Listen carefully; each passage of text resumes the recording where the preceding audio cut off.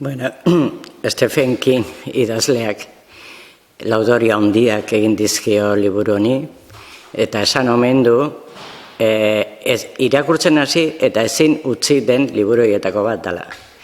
Bueno, seguruna bai, idazleak, gure idazleak, Dennis Lehane, suspense novela importanteak idatzi ditu, eta gioiak ere bai, pelikulen gioiak ere bai.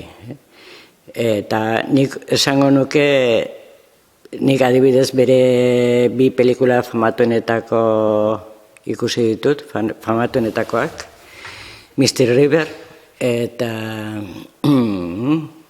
Shutter Island. Mr. River gustatu zitzaidan eta Shutter Island ez.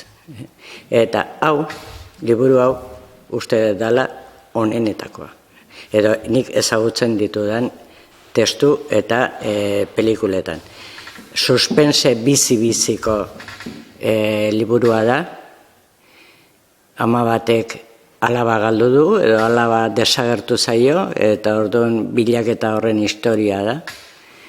Eta gero, historia hori kokatua dago oso momentu jakin batean, krisi momentu batean, estatu batuetan, Vietnamgo gerraren amaiera, baina ondorioak oso nabarmenak, batez ere heroina sartu dalako, mafiaren mugimenduan gatik, eta importantena igual, liburu hontan, arrazakeriaren kontrako lehen neurriak hartzen dira. Baina herriak ez ditu onartzen.